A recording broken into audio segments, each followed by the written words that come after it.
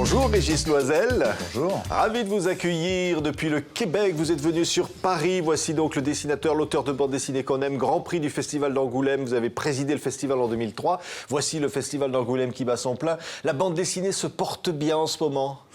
Je crois que oui, elle se porte bien, peut-être un peu trop bien, et ce qui fait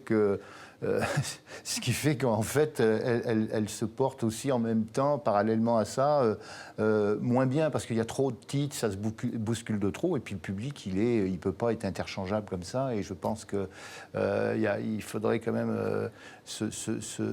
être un petit peu plus nuancé, Oui. être un peu moins prolifique dans Mais vous, votre parcours, on va dire, vous avez commencé dans le journal des Pédiclés. Oh, c'est vieux, ça. C'est vieux, tout ça. Et puis alors, Pilote, et puis Métal Hurlant, et puis surtout La Quête de l'Oiseau du Temps, chef-d'œuvre de l'Heroic Fantasy en bande dessinée. Ben oui, ça date du début des années 80, donc 83 exactement. Et puis mon camarade Le Tendre, qui lui était scénariste, et moi-même avons été surpris du succès de cette série, qui était une des premières, enfin la première, je pense, d'Heroic Fantasy en France.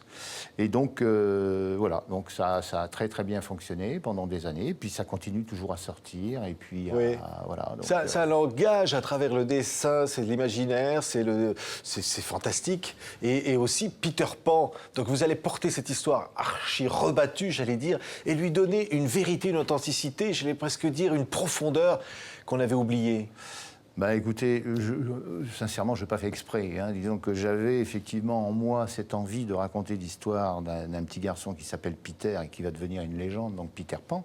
Et je ne savais pas réellement par quel bout le prendre. J'ai pris complètement le contrepoint, c'est-à-dire plutôt que de le faire évoluer dans un milieu bourgeois, édulcoré, édouardien, je l'ai fait évoluer dans les bas-fonds du Whitechapel, côtoyant le Jack l'Éventreur de l'époque. Et puis, évidemment, ça a donné une autre couleur, une autre profondeur à ce récit, quoi. Oui, c'est la bande dessinée. Qui n'est pas du tout pour les enfants. Oui. Là, Pas du tout pour les enfants, mais en même temps, qui réinvente, c'est-à-dire votre propre regard, votre finalement sur le monde, sur la vie, à travers ces personnages qui pourraient être des personnages simplement imaginaires.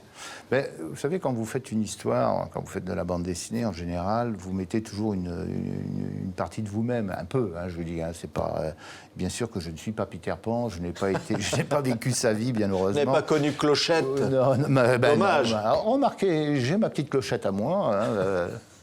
Et voilà, donc en fait, on est un petit peu, on est identifié un petit peu à nos personnages, quoi. Oui.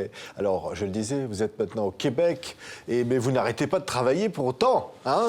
Oui, regardez, vous Voici en avez plein les mains. Magasin Général. Alors, je les prends à la main. C'est pas léger. Non. C'est fini là. C'est cette terminé. Série avec Trip. Voilà, on a fait 9 albums avec Jean-Louis, et puis on a mis un point final à cette série. C'est fascinant de raconter le Québec des années 20, des personnages, des aventures. Ah oui, on a pris beaucoup de plaisir, surtout que c'est un petit peu un ovni dans l'univers de la bande dessinée, parce que c'est une histoire où il n'y a pas de méchants, il n'y a pas de meurtre, il n'y a pas de rebondissement, il se passe beaucoup de choses et il ne se passe rien en même temps. Vous voyez, on raconte l'histoire d'un petit village au Québec dans les années 20, et en fait, il se passe beaucoup de choses, mais c'est surtout des choses au niveau relationnel, au niveau des personnages. Ouais. Quoi. Il y a le langage aussi du Québec. Il y a le langage, évidemment. Là, c'est vraiment du québécois. Alors, avant de se lancer dans cette aventure du québécois, qui est quand même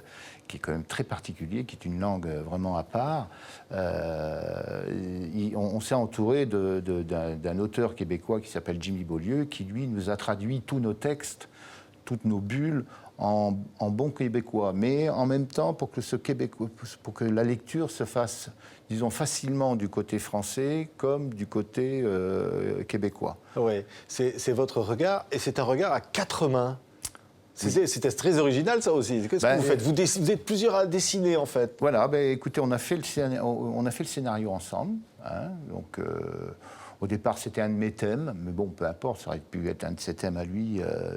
Et on cherchait une histoire pour faire quelque chose ensemble.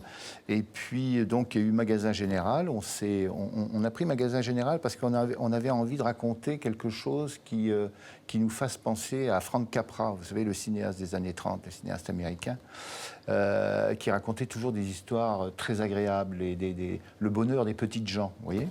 Et donc, en prenant ce thème-là, eh ben, on a décidé de faire le scénario ensemble et de dessiner ensemble. C'est-à-dire que moi, je pars de la page blanche, je fais toute la mise en scène, la création des personnages et des plans et tout ça. Et Jean-Louis redécalque ce que je fais, mais avec ses codes graphiques à lui. Oui. Mais il ne change pas de plan, vous voyez, parce que l'intérêt, c'est ça, c'est qu'on essaye d'aller plus vite à deux que seul. Je ne suis pas convaincu, par contre, qu'on aille plus vite. Mais voilà, c'était une expérience. C'est une expérience d'amitié aussi. Oui, d'amitié aussi. Vous faites tout, c'est-à-dire auteur, dessinateur. Auteur davantage sur Le Grand Mort, c'est encore une autre série publiée chez Vent d'Ouest, parce que Magasin Général, c'est chez Casterman. Ça aussi, encore un très, très gros travail qui mélange à la fois le réel et l'imaginaire. Oui, c'est ça. Le présent et puis la présence de la mort aussi.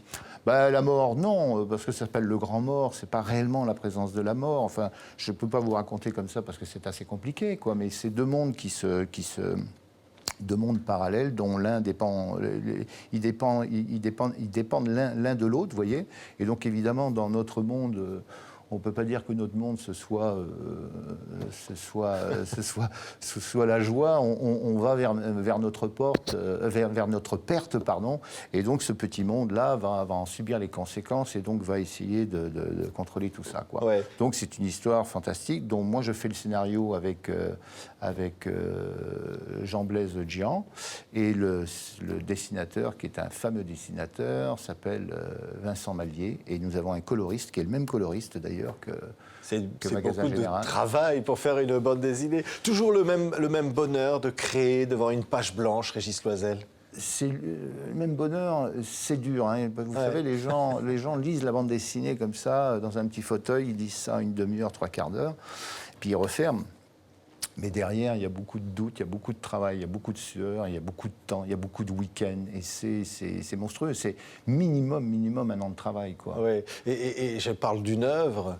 Si on a le sentiment de bâtir quelque chose.